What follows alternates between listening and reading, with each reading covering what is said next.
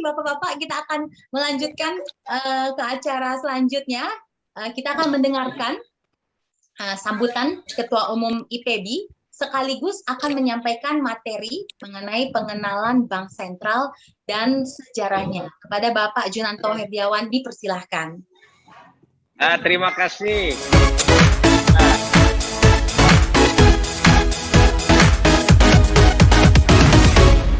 Teman-teman semuanya di sini, wah senang sekali nih ketemu Kak Billy tadi, wah luar biasa di tengah kesibukannya bisa hadir bersama kita. Kak Rini Modo, terima kasih Kak Rini sudah hadir juga. Salam kenal. Salam kenal Kak Rini ya, senang sekali kita bisa kumpul. Bang Tigor ini luar biasa dari Papua, Bang Naik Tigor, terima kasih. Salam. Dan tentunya di sini ada sahabat kita semua. Sahabat saya namanya Pak Imadudin, sahabat, jadi sudah pasti sahabat. Nah, jadi sahabat kita semua, Pak Iqbal dari Departemen Pengadaan Uang, dan tentunya dari Papua Barat tadi ada Bang Henry Daniel, kawan kita juga, dan tentunya teman-teman dari Kitong Bisa dan Papua Muda Inspiratif. Selamat siang, assalamualaikum warahmatullahi wabarakatuh. Salam sejahtera, salam swastiastu, nama budaya, salam kebajikan. Terima kasih. Ini senang sekali, mungkin saya sebentar sharing tadi sudah disampaikan sama Kak Billy ya, bagaimana Indonesia ini punya sebuah semangat yang Pak Presiden sampaikan. Indonesia tangguh tadi ya. Tangguh karena apa? Kita tengah-tengah pandemi, semuanya lagi di bawah tekanan, masalah lagi banyak. Nah, itu lagi belum anak-anak muda yang lagi galau-galau gini. Yang jomblo-jomblo juga masih galau juga, ada aja masalahnya. Tetapi yang penting kita tangguh. Nah, ini yang paling penting, kita sekarang tangguh, dan bagaimana hari ini kita menyambut kemerdekaan dengan mengisi kemerdekaan ini dengan sebuah karya. Nah, saya akan sharing di sini, mungkin sebentar sharing mengenai Bank Indonesia. Tadi terima kasih kawan-kawan Kitong Bisa, kawan Papua Muda Inspiratif, kami dari IPB, Ikatan Pegawai Bank Indonesia. Ini adalah komunitas ya di Bank Indonesia itu ada kumpulan pegawai kayak ekskul lah, kalau di sekolah tuh OSIS atau senat. Nah, ini Ikatan Pegawai ini punya banyak kegiatan, salah satunya kegiatan berbagi, sharing pendidikan. Ini di sini di bidang pendidikan kita ada Kakak Roma Waterpau ya, ada Kakak Teti, Kakak Habibah, itu berbagi pengalaman, berbagi ilmu, juga berbagi tentang berbagai hal yang ada di Bank Indonesia. Nah, hari ini kita ingin berbagi tentang peran Bank Indonesia. Tentunya teman-teman semua sudah sering mendengar nama Bank Indonesia, karena selalu ada di dompetnya itu. Kalau buka dompet isinya pasti ada kertas tulisannya Bank Indonesia. Nah, itu artinya diterbitkan oleh Bank Indonesia. Nah, saya mau coba share screen cerita tentang sejarahnya bagaimana sebenarnya Bank Indonesia ini, karena ini pas bertepatan dengan Hari Kemerdekaan. Jadi kita ini kelihatan nggak saya? Kelihatan Pak Iwan. Kelihatan ya. Nanti saya akan coba sharing hari ini karena waktunya bertepatan dengan kemerdekaan. Tentunya untuk mengenal Bank Indonesia ini juga perlu kita bersama-sama menyusuri perjalanan bangsa. Jadi saya ingin coba mengajak menyusuri perjalanan bangsa untuk membangun kedaulatan ekonomi. Jadi kita mundur ke belakang untuk mengenal Bank Indonesia sampai hari ini, dulunya tuh seperti apa sih? Coba kita lihat ya. Sebentar. Kelihatan. Nah, jadi kita teman-teman semua pernah belajar, lihat sejarah, tahu bahwa kemerdekaan Indonesia itu bukanlah hadiah dari Belanda, tetapi sesuatu yang kita perjuangkan. Kita perjuangkan secara serius, dengan darah dan air mata, dengan perjuangan para pendiri bangsa. Artinya Indonesia ini merdeka dengan sebuah upaya, ketangguhan, ketekunan. Dan kita lihat kalau yang 17 Agustus itu kan hari ini kita ingat hari kemerdekaan. Cuma kalau teman-teman ingat itu 16 Agustus, itu satu hari sebelum kemerdekaan, itu Presiden Soekarno dan diculik ya, istilahnya kerengas dengkol oleh anak-anak muda. Nah, disitulah pertama kali kita melihat dalam perjuangan bangsa kita kemerdekaan, di hari kemerdekaan, bagaimana anak muda dan orang tua itu bersinergi. Anak muda maunya cepat, kreativitas, kitung-kitung bisa, Papua inspiratif anak muda. Kenapa nggak begini, kenapa nggak begitu? Nah, itu persis seperti anak-anak muda BM Diah, ya, Khairul Saleh pada saat itu ingin segera merdeka. Kemudian minta Soekarno dan Hatta memproklamasikan kemerdekaan 17 Agustus. Tetapi Soekarno pada waktu itu, nah seperti orang tua juga, sabar dulu, kita diskusikan dulu dengan PPKI, BPUPKI. Wah, nggak sabar anak mudanya. Kemudian diculik ke Rengas Dengklok dan dicapailah kesepakatan untuk memproklamasikan kemerdekaan. Itu kaum milenial dan kaum senior tuh pada saat itu. Persis sekarang begitu juga. Ada anak milenial, ada staf presiden milenial. Nah, itu presiden mengajak staf presiden milenial untuk apa? Supaya antar generasi ini ada komunikasi. Indonesia merdeka ini karena komunikasi yang tua dan yang muda ya. Yang tua tentunya mengayomi yang muda, punya pengalaman, tapi yang muda punya kreativitas. Jadi kreativitas itu punyanya anak muda. Kalau yang tua ini udah nggak terlalu kreatif dia, udah kebanyakan ikut aturan-aturan aja, dibahas dulu gitu. Kebanyakan ngebahas. Kalau anak muda eksekusi langsung. Nah, dicari saat yang tepat. Nah, saya akan cerita bagaimana perjuangan Indonesia memiliki bank sentral. Bagaimana dulu ketika Indonesia merdeka 17 Agustus itu Indonesia belum punya apa-apa. Merdeka ya merdeka aja, tapi nggak punya apa-apa. Kemudian gimana nanti perjalanannya Bank Sentral hingga tugasnya saat ini. Kita lihat itu, saya barusan kemarin nonton film ya di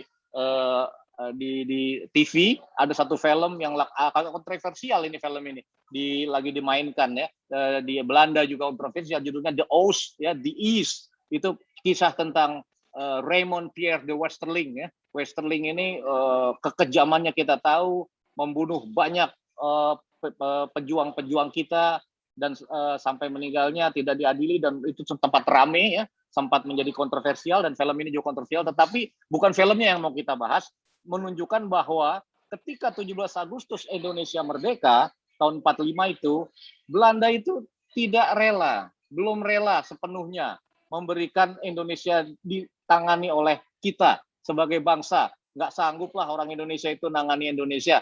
Jadi kemudian Nika masuk kembali ke Indonesia, membonceng pasukan Belanda. Nah, kita lihat foto di sini, dari foto-foto itu ketika membonceng pasukan sekutu.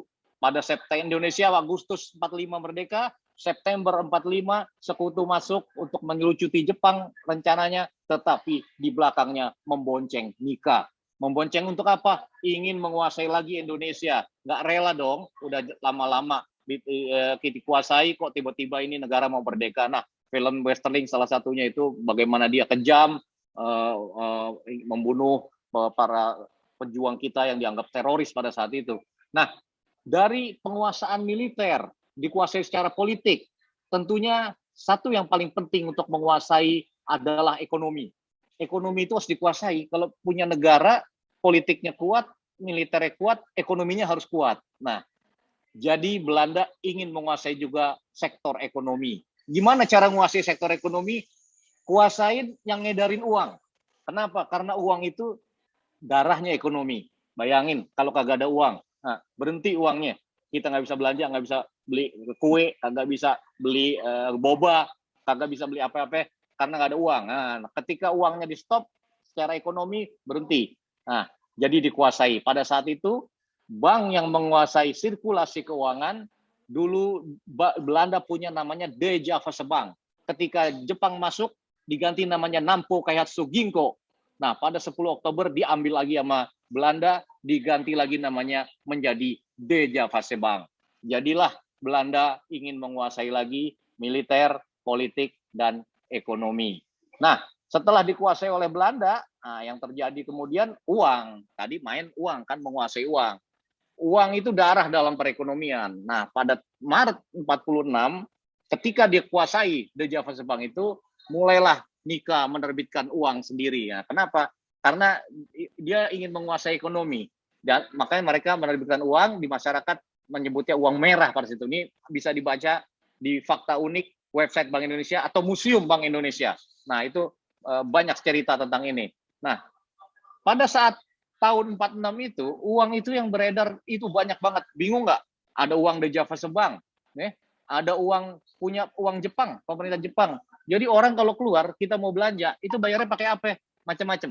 Nah, di sini ada kebingungan masyarakat. Nah, pemerintah tentunya tidak, pemerintah Indonesia sebagai yang baru mengumumkan kemerdekaan tidak rela Belanda menguasai ekonomi. Kemudian dibentuklah tahun 46 itu bank untuk bank yang untuk sirkulasi Indonesia itu namanya Bank Negara Indonesia tanggal 5 Juli 1946. Jadi 5 Juli itu hari ulang tahun Bank Negara Indonesia, ya, karena dibentuk bank untuk menguasai Indonesia. Nah, kemudian tentunya kita harus punya uang dong. Tadi ada Nika bikin uang, di Java Sebang ada uang. Nah, pada malam hari 29 Oktober 46, Wakil Presiden Muhammad Hatta ini pidato di RRI Yogyakarta. Pemerintah Indonesia harus akan mengeluarkan namanya ORI. Nah, ada yang tahu ORI nggak? Ada yang tahu? Kalau ada yang tahu singkatannya ORI, coba mention di chat. Nah, silakan Mas di chat. Ada yang tahu nggak istilahnya ORI? Nanti biar Uang Republik dilihat. Indonesia. No. Nah, itu pinter itu. Nah, itu. Ya, itu benar. Jadi ORI itu adalah uang Republik Indonesia. Nah, nih teman-teman yang sudah di chat. Betul sekali, uang Republik Indonesia. Jadi diumumkan oleh Wakil Presiden Hatta, Indonesia harus punya uang nih. Kita keluarkan namanya uang. Ini ada gambarnya di sini. Jadi 30 Oktober 1946 itu dikeluarkanlah ORI. Nah, akhirnya sampai sekarang kita mengenal tanggal 30 Oktober sebagai hari apa? Ada yang tahu? Kalau tahu di chat. Nanti biar KTT lihat tuh, yang dapat pinter-pinter bisa dapat hadiah ya. Nah, pinter ya, hari uang. Nah, hari uang itulah 30 Oktober. Kenapa disebut hari uang? Karena bertepatan dengan hari ininya ORI. Nah, gitu kira-kira. Nah, ORI ini ditandatangani oleh Menteri Keuangan pada saat itu Bapak A.A. Maramis, dan dengan adanya ORI, kemudian uang Jepang dan uang DJB dinyatakan tidak berlaku lagi. Tentunya Belanda nggak rela dong, jadi berusaha mengeredakan peredaran ORI. Jadi mereka malsuin ORI. Jadi pada saat itu terjadi duel. Kalau uangnya diterbitkan nama Nika, namanya uang merah. Kalau dikeluarkan nama ORI, namanya uang putih. Nah, duel. Jadi duel. Nah, disinilah kemudian terjadi kekacauan uang beredar. Nah, lalu teman-teman tentu ingat, kita selalu berjuang dari tahun 45 sampai 9 untuk mencapai kedaulatan. Dan dunia internasional itu mengecam Belanda yang kejam karena mereka melakukan agresi-agresi militer. Nah, dunia internasional menekan, kemudian kita berjuang melalui konferensi-konferensi. Tentu teman-teman ingat ada konferensi perjanjian Linggarjati, Renville, Rumroyen gitu kan. Nah, pada 49 ada namanya konferensi meja bundar. Nah, di situ juga kita mendapatkan kedaulatan, dan pada tahun itu juga setelah itu adalah Mr. Yusuf Wibisono. Nah, beliau ini Menteri Keuangan di Kabinet Suktiman, bilang begini, ini sudah saatnya sekarang kita memiliki bank sentral yang benar-benar bank sentral. Jadi kita nasionalisasi aja itu The Java Bank. Nah, jadi kan yang tadi Belanda menguasai di Java Bank kan, jadi mau dinasionalisasi, diambil menjadi milik kita. Wah, hal ini menyinggung Presiden di Java Bank. Wah, ini nggak sopan ini orang nih. Ini bank milik Belanda, bertahun-tahun ada di Indonesia, mau dinasionalisasi. Jadi dia mengundurkan diri. Nah, tapi pemerintah Indonesia pada saat itu bersikeras. Kita harus punya bank sentral, bank yang bisa tadi sirkulasi uang dan menerbitkan uang yang paling sah. Nah, itulah bank sentral. Lalu dibentuklah panitia nasionalisasi The Java Bank. Itu suratnya ada pada tanggal 2 Juli 51 oleh Presiden Soekarno. Kalau lihat gambar ini nih, surat penunjukan bagaimana tokoh-tokoh, ada Muhammad Sediono, di situ Mr. Sutikno Slamet, Pak Dr. Sumitro Joya Hadikusumo, yang ini orang tuanya Menteri Pertahanan sekarang, Bapak Prabowo, ada TRB Sabarudin, yang kemudian juga jadi direktur salah satu direksi Bank Indonesia, dan Dr. Kobianti. Nah, ini adalah panitia untuk melakukan nasionalisasi The Java Bank. Artinya kita harus memiliki bank sentral. Nah, setelah dibentuk tadi panitia nasionalisasi, nah pemerintah RI itu nggak mau mengambil paksa ya. Jadi nggak bisa nasionalisasi itu mulai besok DJB milik kita, nggak bisa, nggak boleh diambil paksa karena nggak bagus secara internasional. Jadi panitia-panitia yang terdiri dari para pendiri-pendiri bangsa ini yang sangat well educated, memahami hal itu. Jadi mereka mengatakan ini yang paling penting diketahui oleh teman-teman semua, anak-anak muda generasi milenial yang suka baca medsos. Jadi panitia memutuskan untuk mengambil alih kepemilikan The Java Bank dengan cara membeli saham-saham The Java Bank dari pemiliknya. Jadi The Java Bank itu sahamnya dimiliki oleh banyak orang-orang Belanda, ada efek-efek dan ada perusahaan-perusahaan ya. Tentu saja Belanda tidak terima, tidak mau, ditolak. Wah itu negosiasinya sangat alot. Tim ini melakukan negosiasi berusaha meyakinkan nggak realistis kalau nggak mau dijual karena Indonesia sudah berdaulat. Kamu ngapain lagi punya bank di sana? Terus fungsinya apa gitu kan? Akhirnya setelah lobby-lobby, panitia datang ke Amsterdam menemukan perkumpulan pedagang efek dan pemerintah Indonesia bilang gini deh, saya beli, you punya saham dengan harga pembelian 20% di atas normal, bahkan beraninya untuk memiliki bank sentral yang berdaulat itu dibelilah 20% di atas normal. Akhirnya mereka setuju dan semua saham The Java Bank itu dibeli oleh pemerintah Republik Indonesia ya. Dengan total nilai berapa? 8,95 juta golden dan 99,4% dikuasailah sahamnya oleh Bank Indonesia pada 15 Desember dan sisanya dianggap hilang karena tidak ada yang memiliki. Lalu Presiden RI mengesahkan dalam Undang-Undang Nomor 11 Tahun 1953 berlaku 1 Juli 1953. Jadi hari ulang tahun Bank Indonesia adalah tanggal berapa? Ada yang tahu? 1 Juli ya, pinter 1 Juli. Nah, dengan begitu kita sudah jelas sekarang Bank Indonesia itu sahamnya milik siapa? Nah, ada yang bisa menjawab di sini dari cerita di sini? Nah, tentu itu dia. Sudah sejarahnya melihat dibeli oleh pemerintah 99%, sekarang sudah 100% berarti karena tidak ada miliki lagi milik pemerintah Indonesia. Dan disinilah sejak hari itu 1 Juli 1953 Indonesia memiliki sebuah bank sentral. Nah, bank yang punya wewenang melakukan sirkulasi dan penerbitan uang dan sirkulasi. Nah, pada saat itu karena tadi dilihat ada uang Jepang, ada uang Belanda, ada uang ori. Ori itu bahkan ada di daerah-daerah. Jadi ori Papua Barat, ada ori Lampung, ada ori Riau. Jadi kacau sekali uang, banyak sekali. Nah, ketika pemerintah membentuk Bank Indonesia, mata uang menjadi rupiah dan Indonesia menjadi satu mata uang. Disitulah tujuan pembentukan Bank Indonesia. Ya, jadi selanjutnya saya akan beranjak ke masa-masa tahun 1960 ketika Bank Indonesia kemudian sudah dimiliki oleh Indonesia. Ekonomi Indonesia ini berada pada tahun 60 kemudian terjadilah, nah ini kan masa-masa revolusi awal ya, ketika itu kan ada masalah ekonomi Indonesia bermasalah, utang luar negeri meningkat pada saat itu, kita cadangan devisanya nyaris nol dan pemerintah terus mencetak uang. Jadi pada tahun 65 ini terjadilah permasalahan ekonomi ya, tahun 60-an ya. Sehingga kemudian inflasinya meningkat sampai 330, artinya harga-harga tuh meningkat. Jadi inflasi itu jadi kalau uang dicetak terlalu banyak itu berbahaya. Kenapa? Jadinya harga-harga naik karena uangnya banyak. Nah, ini terjadi. Jadi pada tahun 66 inflasinya mencapai 600%. Nah, ini sangat menyedihkan. Kemudian pada masa ekonomi terpimpin pada saat itu ada dikenal istilah bank berjuang. Jadi menyatukan seluruh bank-bank negara itu jadi bank tunggal. Jadi dengan nama BNI, Bank Negara Indonesia. Jadi BI diubah pada saat itu menjadi BNI Unit 1. Sedangkan bank militer lain menjadi BNI Unit 2, Unit 5 ya. Dan disitulah kemudian hiperinflasi bikin frustasi. Uang-uang jadi tidak punya nilai. Jadi ini pengalaman di banyak negara, ini kita lihat gambar di sini ada uang setumpuk itu di Venezuela ini ya. Uang segitu tumpuk hanya sanggup membeli 1 ekor ayam. Jadi ayam itu harganya segitu. Sebenarnya karena uang nggak ada harganya. Jadi tidak percaya. Kemudian pada tahun 1968 lahirlah Orde Baru yang melakukan upaya stabilitas ekonomi dan stabilitas politik ya. Diupayakan gimana mengendalikan inflasi. Dan pada saat itu dibentuk tahun 68 Undang-Undang 1368.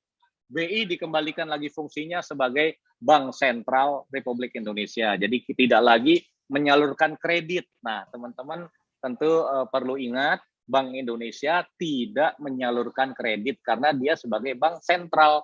Tadi fungsinya sebagai yang menerbitkan uang dan mengedarkan uang sirkulasi. Nah, nanti Pak Imadudin, Pak Iqbal akan cerita sebagai pejuang rupiah bagaimana Bank Indonesia mengedarkan uang gitu kan.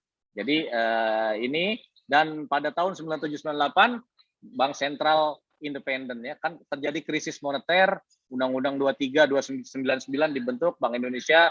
Kemudian pada saat itu kan dalam perjalanan Bank Indonesia berada di bagian dari kabinet yang kemudian menjadi tidak independen, kemudian terjadilah krisis moneter, dan saat itu terjadi reformasi, kita lihat tentu ingat, dan tahun 97-98 reformasi, tahun 99 Bank Indonesia ditetapkan sebagai bank sentral yang independen.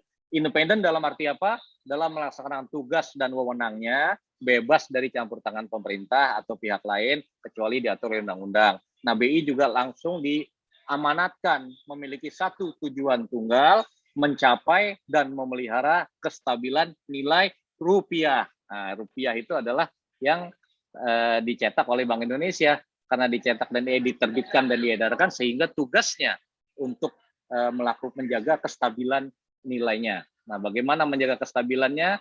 Nah, ini pada hari ini tugas dan peran Bank Sentral, Bank Indonesia, teman-teman mesti perlu memahami, menjaga stabilitas nilai rupiah. Itu aja, sederhana itu. Tidak memberi kredit, juga tidak yang lain, tapi menjaga stabilitas. Nah, untuk itu ada 3 hal.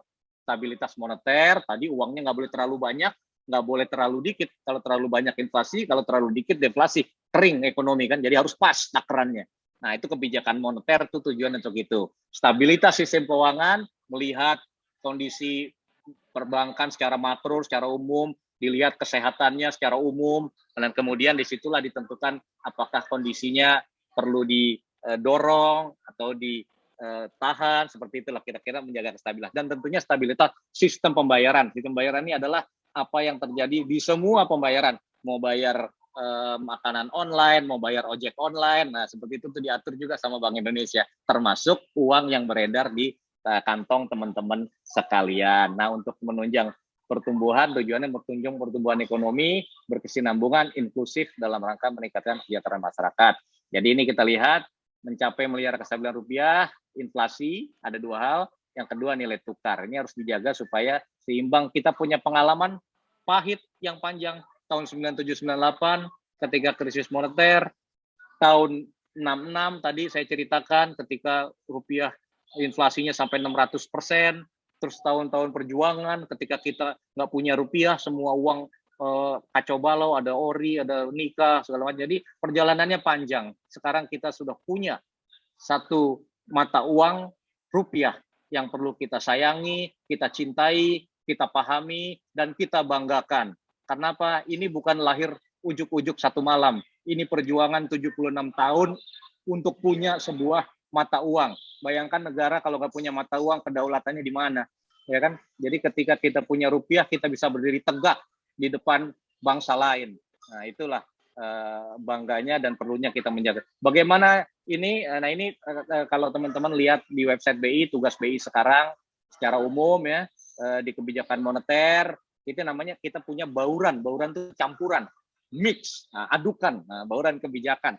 Di bidang moneter, kita ini setiap bulan Bank Indonesia mengumumkan kebijakannya, melakukan assessment terhadap ekonomi global, domestik, neraca pembayaran, nilai tukar, inflasi, kemudian ditentukan bagaimana mengambil kebijakannya. Dari sisi moneter, menjaga inflasi dan nilai tukar bagaimana, terus bagaimana intermediasi perbankan, suku bunga perbankan, bagaimana, terus ekosistem, sistem pembayaran, supaya pembayarannya lancar, kita memperkenalkan KRIS, QRAS, jadi kalau bayar sekarang tinggal ditempel begitu aja, nah itu juga penting, dan tentunya pengedaran uang rupiah.